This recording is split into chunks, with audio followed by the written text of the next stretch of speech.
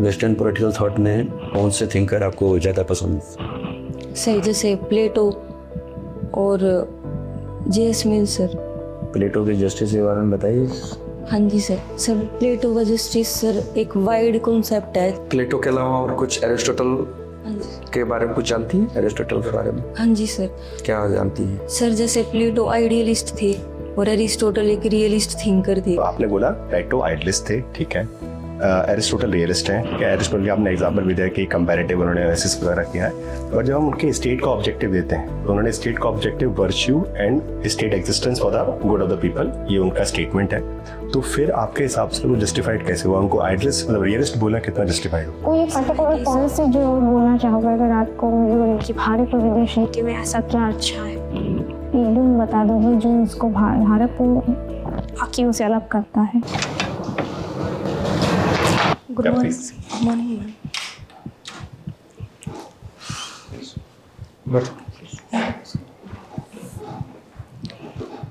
तो आप high secondary percentage आपका 57 है। हाँ जी सर।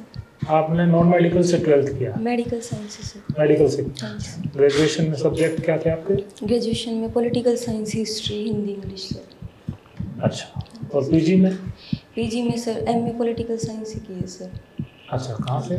सर सोनीपत से, टीकाराम कॉलेज से। तो कितने सब्जेक्ट पढ़े आपने? 5 सर। क्या क्या नाम है? सर डिप्लोमेसी, फॉरेन पॉलिसी और western political thought, Indian political thought sir. बाकी की 4 हुए ना? हाँ जी सर। एक और क्या नाम है? पढ़े होंगे जो मास्टर्स में? सर क्या नाम है? सेमेस्टर वाइज अलग अलग थे सर सारे सब्जेक्ट। Comparative politics. पहले सेमेस्टर में कितने थे? सर 5 थे। पाँचों के नाम पता है? सर 3 तो ये थे पॉलिटिकल साइंस के, फॉरेन पॉलिसी, डिप्लोमेसी और वेस्टर्न पॉलिटिकल थॉट शायद सर। और हिंदी सर, इंग्लिश और एनवायरमेंटल साइंस सर। एमए में इंग्लिश पढ़ा है आपने हाँ जी सर। सब्जेक्ट के रूप में? हाँ जी सर। नेट कब दिया आप? नेट सर मैंने 2021 में दिया था सर। दिया था, हुआ कब आपका? सर मेरा 2023 में हुआ सर। 23। हाँ जी सर। हॉबीज़ क्या आपकी? Sir reading, travelling sir. अच्छा, हाँ जी सर। अभी जैसे आपका हॉबी रीडिंग है, हाँ जी सर। कुछ नया पॉलिटिकल साइंस में से रिलेटेड कोई टेक्स्ट, कोई चीज़ पढ़ी है? सर कोई जैसे फॉरेन पॉलिसी का कोई नया किताब कुछ ऐसा?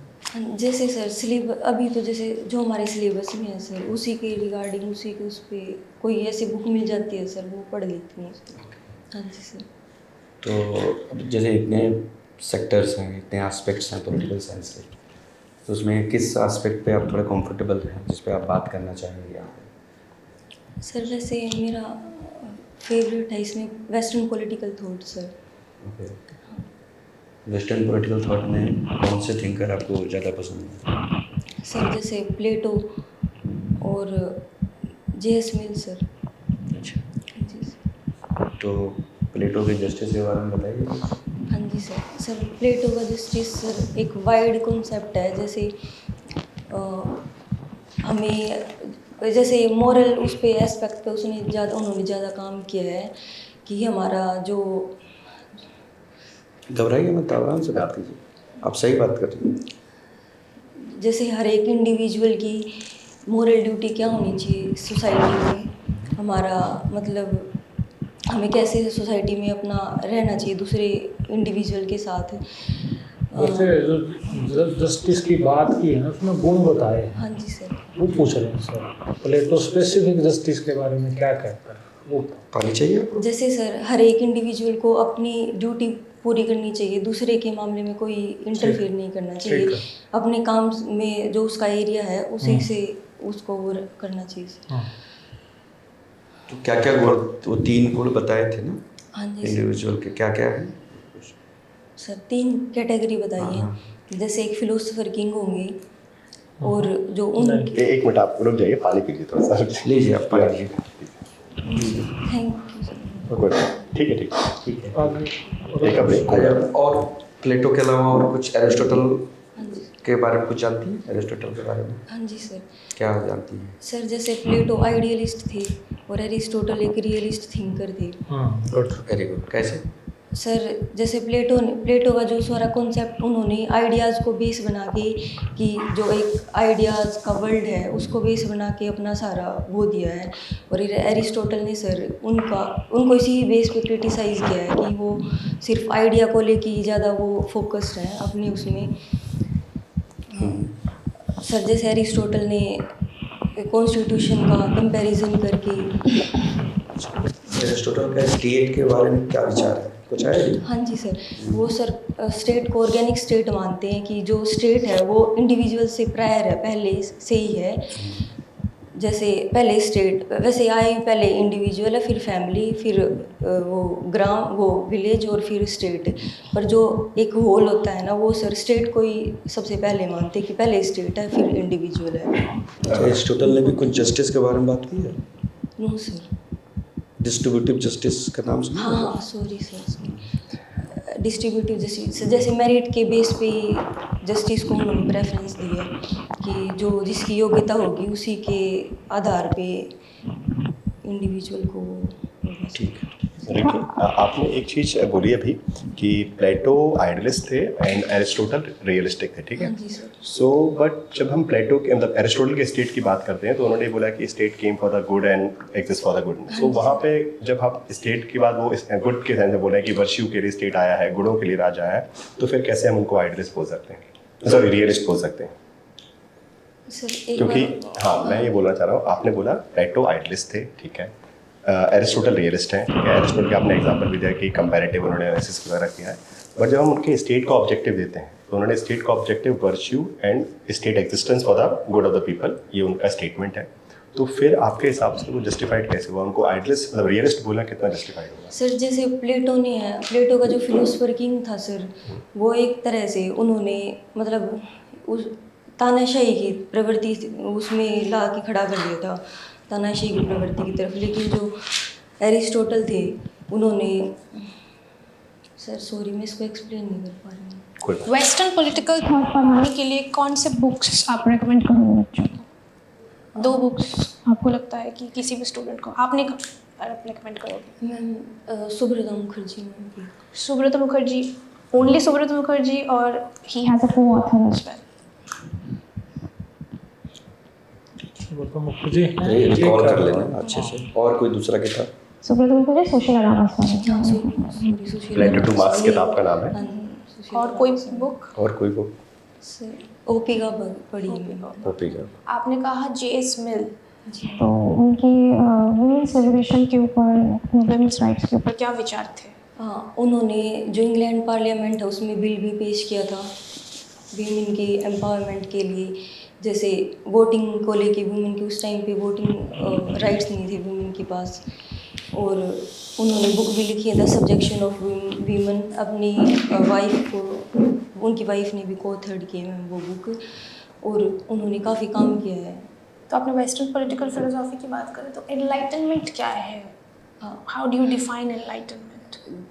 मॉडर्निटी की मैम, जैसे एंशियंट टाइम से लेके जो मिडिवल से लेके जो मॉडर्निटी आई थी मैम, जैसे साइंस, एजुकेशन, रीज़न और इंडिविजुअलिटी पे ज़्यादा फोकस, लिबरलिज्म, ये सारी एनलाइटनमेंट का वो है। लिबरलिज्म क्या है? लिबरलिज्म सर सिर्फ एक इंडिविजुअल को प्रायोरिटी, सिर्फ जो भी है इंडिविजुअल है, अगर कोई भी चीज़ हो रही है वो इंडिविजुअल के लिए हो रही है और सबसे इम्पोर्टेंट उसका पार्ट इंडिविजुअल है। व्यक्तिवाद, जैसे व्यक्ति ही उसका मेन आधार है लिबरलिज्म का। और कुछ है उसके ट्रेड्स लिबरलिज्म के? हाँ जी सर, जैसे freedom of speech, constitutionalism and free media, democracy, ये तो है सर। ओके रिकी, एक आपसे हम रिक्वेस्ट करेंगे कि आपने जेएस मिल की बात की और मैम ने आपसे पूछा भी कि जेएस मिल के जो वुमेन को लेकर पर्सपेक्टिव है, तो आप बोर्ड का यूज़ कर सकते हैं। और जेएस मिल का हमको थोड़ा सा वुमेन के ऊपर जो पर्सपेक्टिव है, उन्होंने जो एडवांटेज बताया वुमेन को राइट देने के लिए, क्या फ़ायदे हैं उसके, उसको आप एक्सप्लेन कीजिए। वहाँ पे आपके लिए बोर्ड है एंड यूज़ कर सकते हैं आप।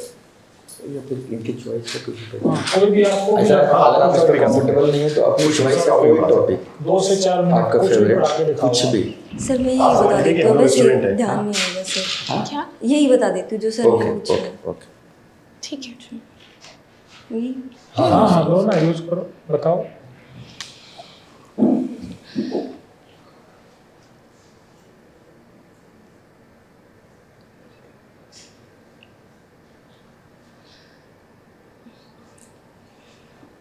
जेएस मिल जो है महिलाओं के लिए इन्होंने काफ़ी काम किया है, महिलाओं के अधिकारों के लिए। इन्होंने सबसे पहले इन्होंने 2 बुक्स लिखी हैं, जैसे वीमेन पे, एक तो सब्जेक्शन ऑफ वुमेन है, और इन्होंने उस टाइम जब ये अपना काम कर रही थी महिलाओं के लिए, उस टाइम जो इंग्लैंड में है जो महिलाओं की स्थिति काफ़ी दयनीय थी, महिलाओं को वोटिंग राइट्स तक नहीं थे। इन्होंने इंग्लैंड की पार्लियामेंट में महिलाओं के वोटिंग राइट्स के लिए एक बिल भी पेश किया था, लेकिन वो उस टाइम वो पास नहीं हो पाया था। जेएस मिल ने, जैसे इनकी वाइफ है हैरियट टेलर थी, उनके साथ मिलकर महिलाओं की कंडीशन सुधारने के लिए बहुत वो सारा वो कर सॉरी सर कंट्रीब्यूशन दिया। हाँ, बहुत इनका आप कुछ योगदान। उनका एक्सप्लेन कीजिए कि उन्होंने क्या आर्गुमेंट्स दिए थे। हाँ जी, बहुत क्योंकि contribution तो किया, ये हम एक सबको पता है। इंडिविजुअलिस्ट थे। नहीं, जेएस वो मिल तो एक इंडिविजुअलिस्ट थे, ठीक है। वो महिलाओं और पुरुषों में कोई अंतर नहीं करते थे। वो कहते थे कि जितना रीजन रैशनलिस्ट जो आदमी होता है उतना ही औरत भी होती है। तो इसलिए ना तो मतलब इनका ये था कि हमें एक जेंडर के बेस पे किसी भी चीज़ में महिलाओं को पीछे नहीं रखना चाहिए, उनको पुरुषों के बराबर दर्जा दिया जाना चाहिए। और जेएस मिल का कहना था कि providing rights to the women will be a advantage to the society. हाँ जी sir, so what are those 4 advantages जो उन्होंने बात की है? सॉरी 4 एडवांटेजेस उन्होंने बताए हैं कि अगर हम महिलाओं को अधिकार देते हैं तो उससे समाज को 4 फायदे होंगे। वो 4 फायदे क्या थे? सर, जो उन्होंने बताया सर वो नहीं बता, सॉरी सर। कोई बात अच्छा, मिल से पहले भी एक वेस्टर्न पॉलिटिकल फिलोसोफर ने पैटर्नलिज्म एंड सब्जेक्शन ऑफ वुमेन के ऊपर बात की। कौन थी वो? पहली महिला थी जिन्होंने हन्ना अरेंट नहीं नहीं, वो तो बाद में, सॉरी। जेएस मिल से पहले वो भी इंग्लिश ही थी, ब्रिटिश फिलोसोफर ही थी। नो, मैरी वोल्स्टनक्राफ्ट का नाम सुना है आपने? हाँ जी मैम, सुना है? हाँ जी मैम। अच्छा, अच्छा ये बताओ, जनरल सी पॉलिटिकल साइंस क्या है? What is political science? अब बैठ जाइए। सर, राजनीतिक विज्ञान सर एक ऐसा मतलब क्षेत्र है जिसमें हम अपनी राजनीति के प्रति जो इंसान की अभिरुचियाँ जो राजनीति क्या है? आपने आनी चाहिए कंफर्टेबल हो ना। क्या? राजनीति मतलब आपका व्यू क्या है? राजनीति होता क्या है?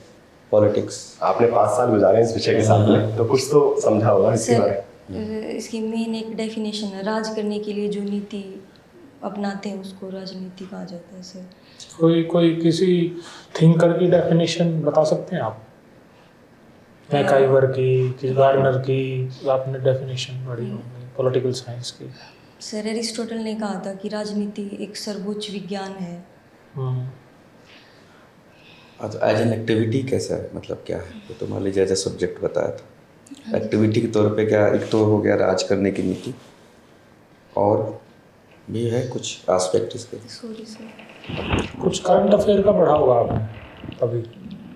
रसिया यूक्रेन कॉन्फ्लिक्ट चल रहा है, हाँ जी सर। उस पर इंडिया का क्या स्टैंड है? सर इंडिया उस पे सर जैसे न्यूट्रल है, रशिया से भी ऑयल बाय कर रहे हैं हम, और यूक्रेन से भी हमारे जो रिलेशंस हैं वो एज इट इज़ हैं जैसे पहले थे। तो डिप्लोमेसी में इस फिनोमेना को क्या बोलते हैं, मतलब इसको कैसे डिफाइन करेंगे, किस टर्मिनोलॉजी से? Strategic autonomy? हाँ जी सर, सुने? स्ट्रेटेजिक ऑटोनॉमी सर वो हमारी फॉरेन पॉलिसी की एक इम्पोर्टेंट पार्ट है सर। इंडियन फॉरेन पॉलिसी के 2 डिटर्मिनेंट्स बताइए जो 2। एक तो मैम स्ट्रेटेजिक ऑटोनॉमी, ये है, ये तो करंट है। हाँ। हाँ, और और आपने पंचामृत का नाम सुना है? अभी पीएम मोदी ने पंचामृत हाँ के जी बारे में? मैम, उन्होंने 5 वो दिए थे पंचामृत में। किससे रिलेटेड थे पंचामृत? सर मेरे को याद नहीं आ रहा सर। अच्छा, फॉरेन हाँ पॉलिसी ये में, पढ़ा चुकी फॉरेन पॉलिसी में मतलब तमाम प्रधानमंत्री रहे हैं भारत के, उनमें सबसे अच्छी वो क्या लगा, कौन सा प्रधानमंत्री की फॉरेन पॉलिसी?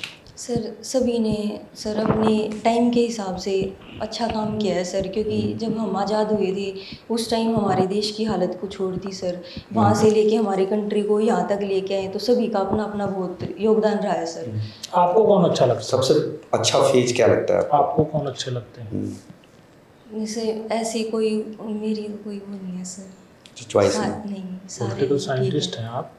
सारे ही ठीक हैं सर, सारे क्योंकि ठीक? सभी ने योगदान दिया है सर हमारी कंट्री किसका योगदान सबसे इम्पोर्टेंट लगा आपको? आपको, आपका इट्स वेरी सब्जेक्टिव मैम, आप किसी को चूज कर सकते हैं। तो ये भारत के विदेश नीति में ये था, तो इसको इसमें विश्व में एक अलग अपनी पहचान बनाई। नहीं मैम, सभी ने अपने कोई समय के पर्टिकुलर हिसाब पॉलिसी से। जो आप बोलना चाहोगे अगर आपको कि भारत के विदेश नीति नीति में ऐसा क्या अच्छा है? एकदम बता दीजिए जो उसको भारत को बाकियों से अलग करता है, तो ऐसा कोई नीति आपको याद आ रहा जिसके बारे में बात मैम जैसे पंडित जवाहरलाल नेहरू जी थे मैम, वो थोड़े आइडियलिस्ट थे, पर वो उस समय के हिसाब से, जैसे हमारा देश आज़ाद हुआ था, हमारी जो कंडीशन थी उसके हिसाब से वो अपने पड़ोसियों के साथ और सब किसी के साथ शत्रुता नहीं चाह रहे थे, इसलिए उन्होंने सबके साथ अच्छा व्यवहार रखने की कोशिश की।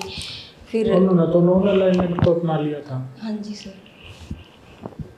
जैसे आप बार बार आइडियलिज्म आइडियलिस्ट बोल रहे हैं, तो फॉरेन पॉलिसी में आइडियलिज्म और रियलिज्म में क्या अंतर होता है? बेसिक दो अंतर बताइए।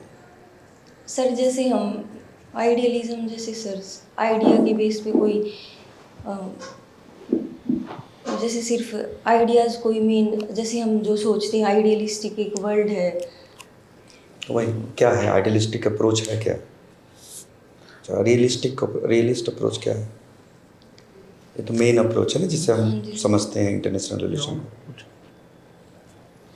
अच्छा, एक लास्ट क्वेश्चन, आप ये बताओ, एनईपी पढ़ा एनईपी 2020 कुछ एनईपी का है? क्या है एनईपी, फुल फॉर्म क्या है? New education policy sir. अच्छा, उसकी 2-3 हाइलाइट्स बताओ आप, जो आपको मेन फीचर्स क्या लगते हैं? हाँ, एक research based study sir, research based education. अच्छा, हाँ जी सर। और एक जो हम इसमें ये एक मेन चीज़ जो है कि हम अपनी स्ट्रीम चेंज कर सकते हैं, जैसे सब्जेक्ट चेंज कर सकते हैं अपने इंटरेस्ट के अकॉर्डिंग ठीक। किसी भी स्टेज पे जाके। और एक और बता दो। ठीक। आप बैठिए।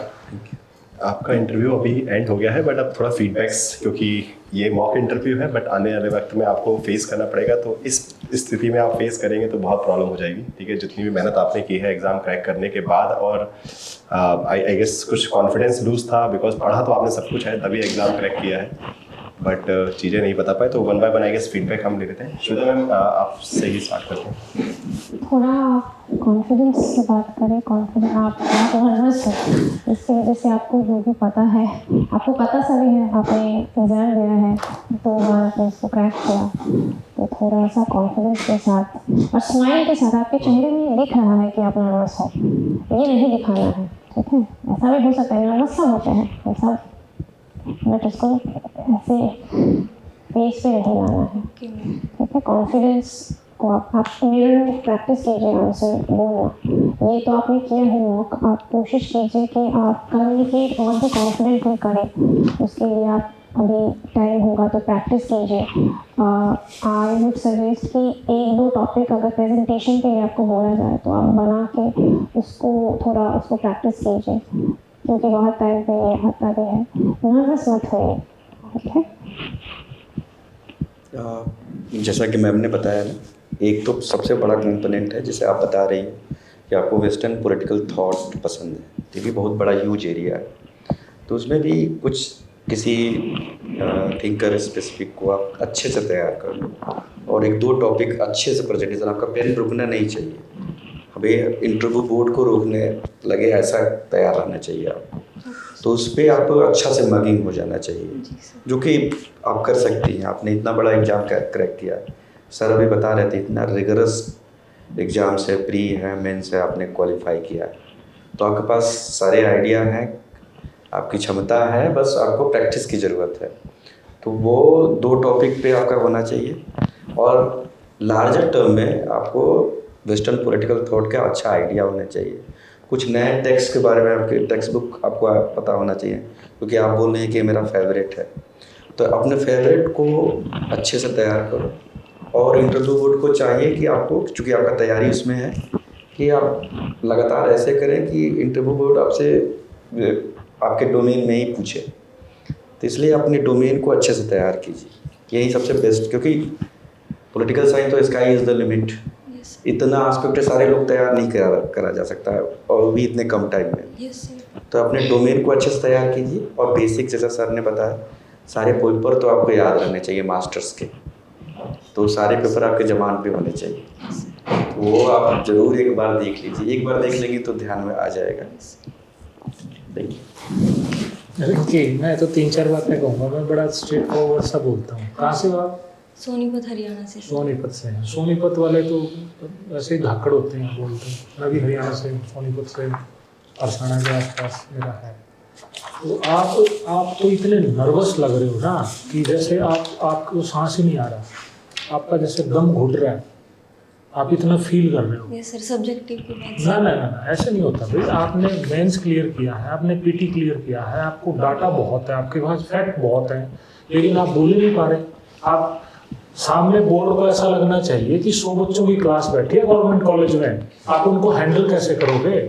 आपके गले से आवाज़ नहीं निकलेगी तो वो सीधा सीधा ये कहेंगे कि कैसे कंट्रोल करोगे आप क्लास को। वहाँ तो आपको ज़बरदस्ती स्माइल करना पड़ेगा, और आपकी आवाज़ ऐसी होनी चाहिए कि बोर्ड को लगे कि हाँ पूरे कॉन्फिडेंट हैं। आप कॉन्फिडेंट नहीं लग रहे थे, मैडम ने भी कहा, आप ऐसे कमल कर रहे हो, हिल रहे हो आप पूरे के पूरे। ठीक, ये बहुत जनरल सी बातें पूछी जाएंगी, आपने चीज़ों को जनरलाइज नहीं करना है। जैसे लिबरलिज्म की डेफिनेशन पूछा, पॉलिटिकल साइंस कि सर उसमें ये होता, ऐसे नहीं बताना है। जैसे study of state political science है, मैकाइवर की डेफिनेशन, गार्नर की डेफिनेशन, एक याद करो, रट लो। What is political science, what is political theory, what is justice, what is liberty, what is equality, ये ऐसे होनी चाहिए। बड़ा जनरल से पूछा जाएगा वहां पे आपसे, बहुत बड़ा नहीं। एक पॉलिटिकल थ्योरी 3 किताब बताओ, रेफरेंस बुक बताओ, टेक्स्ट बुक बताओ, दोनों में डिफरेंस बताओ, है ना? सीधा सा जवाब नहीं देना है, सीधा सा जवाब दे रहे हो आप, नहीं, ऐसे जवाब नहीं देना है वहाँ पे। जब तक इंटरव्यू बोर्ड आपको चुप होने के लिए नहीं बोले, आपने चुप नहीं होना है। जेएस मिल लिखा आपने, तो बताओ जेएस मिल ने लिबर्टी में बोला है, there are 2 types of liberty, positive liberty, negative liberty. उनकी सर ये बुक है, पॉजिटिव लिबर्टी के अंदर ये बातें हैं, नेगेटिव लिबर्टी के अंदर ये बातें हैं। वो आपको कहें कि हाँ हाँ ठीक है भाई, रुक जाओ, बैठो आप, आपने नहीं रुकना।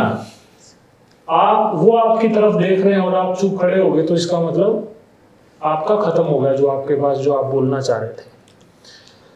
जनरलाइज नहीं करना है चीजों को, जैसे इंडिविजुअल लिबरलिज्म ये वो, उसमें जनरल अपनी बातें कि सर इसमें ऐसा है, ऐसा, ऐसे नहीं बोलना है। जो फैक्ट है, जो एक्चुअल है, वो चीजें आपने जनरल से स्टेटमेंट नहीं देनी है किसी चीज की।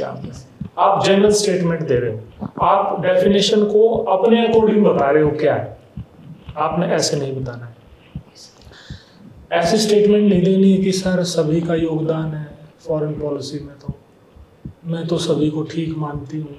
आपका पर्सपेक्टिव पूछ रहे हैं हम, ठीक? पॉलिटिशियन नहीं बनना है आपको, आप इंटरव्यू दे रहे हो, ठीक? आप किसी न्यूज़पेपर के उस पे न्यूज़ मंच पे नहीं बैठे हो कि सर सभी अच्छे हैं, वो है, वोट बैंक थोड़ा हो रहा है यहाँ पे। आपने बताना है कि हाँ मुझे अटल बिहारी वाजपेयी का जो न्यूक्लियर एक्सप्लोजन था, या मोदी जी का वो था, या नेहरू का जो नॉन अलाइनमेंट था, या मोरारजी जेन्युइन नॉन अलाइनमेंट था, वो मेरे को अच्छा लगा। और वो अच्छा लगा, उसके पीछे सर ये 3 रीजन है। वैसे सर सभी का अच्छा है, लेकिन मेरे को वो अच्छा लगा क्योंकि मुझे उसकी ये 3-4 बातें मुझे अच्छी लगी। आपका पर्सपेक्टिव जानना चाह रहे हैं। आपको पूरा डाइवर्ट भी नहीं होना है कि किसी एक को सामने से आप मान लो, देखो थोड़ा सा ना शार्प होना चाहिए। अब बीजेपी की सरकार है हरियाणा में, ठीक? कमीशन के मेंबर सारे के सारे कौन है? बीजेपी के लोग हैं और हैं, तो बच्चे को इतना शार्प होना चाहिए कि आपका जवाब किस तरह से जा रहा है। ठीक, आप थोड़ा सा उसमें अपना डिप्लोमेसी का यूज करो, है ना। डिप्लोमेसी क्या है? आर्ट ऑफ नेगोशिएशन, ऐसे होना चाहिए। थोड़ा सा सोच समझ के ऐसे बोलो, कॉन्फिडेंट बोलो। सर ने बहुत अच्छे से सब कुछ बता दिया है आपको। बाकी कम्युनिकेशन मेरे हिसाब से कॉन्फिडेंस ही आपका लो था, तो जितना भी नॉलेज था वो आप सवाल जो भी आए आपने जवाब नहीं दिए। और सर ने बहुत अच्छी बात बोली कि आपको एग्जैक्ट आंसर देना पड़ेगा, ये नहीं कि सब अच्छे हैं सब अच्छे हैं। और बताइए जिसका जो अच्छा लगे। आपने इतने सारे कॉन्सेप्ट पढ़े हैं, सबसे आंसर राइटिंग करने के बाद जो मतलब क्योंकि इतने सारे स्टूडेंट्स ने प्री दिया था, उसके बाद आप लोगों ने मेंस आंसर राइटिंग की, उसके बाद अगर आपको पढ़ाने के लिए कहा जा रहा है, आप उसमें एक लाइन लिख नहीं पा रहे हैं, तो दैट इज शोज कि जब आप पढ़ाने कैसे जाएंगे बच्चों को। मतलब वहाँ तो क्योंकि वो उस पैनल की रिस्पॉन्सिबिलिटी कह रही है कि उनको मतलब इसलिए असिस्टेंट प्रोफेसर क्रिएट करने हैं, तो वो तो आपके अंदर वो क्वालिटी देख ही नहीं पाएंगे ना कि तो एक सजेशन जैसा कि मैम ने बोला, सबसे पहला अननोन लोगों को फेस करना है। ओके, सो फॉर हम 4 लोग अननोन है, वहाँ पे भी 4 लोग अननोन रहेंगे आपके लिए। तो अभी क्या कीजिए, घर जाके अपने घर वालों के साथ नहीं बात करना, किसी के भी घर जाइए, उनसे बैठ के रैंडमली कुछ बातें कीजिए, तो वो कॉन्फिडेंस डेवलप होगा। नॉलेज आपके पास है, ऐसा नहीं है, मैं नहीं बोल रहा हूँ कि नॉलेज बिल्कुल नहीं है। हो सकता है कि अभी नहीं निकल के आ पा रहा है, तो वो नॉलेज है, बट वो नॉलेज तब निकल के पाएगा आपका स्मार्टली, जो सर ने बोला ना कि स्मार्टली दिमाग काम कब करेगा, जब यू फील लाइक कि you are sitting in a comfortable space.